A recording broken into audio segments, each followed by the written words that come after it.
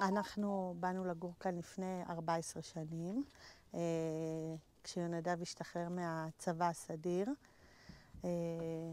זה מאוד דיבר אלינו ליישב את ירושלים המזרחית, ולהוסיף חיים יהודיים בכל חלקי ירושלים, שזה בעצם הלב של מדינת ישראל, של עם ישראל.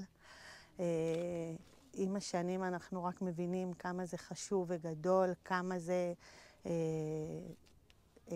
מוסיף פה לא רק חיים יהודיים, מוסיף פה חיים וריבונות, שאיפה שיש יהודים בארץ ישראל יש חיים ויש שליטה, ודואגים לכל דבר קטן וגדול, החל מפינוי הפחים וכלה בביטחון. בת שרה פורמה וביתה שלה נתנה למזל טוב ויקרא שמה בישראל. בת ג'נדב נחמיה בבוש.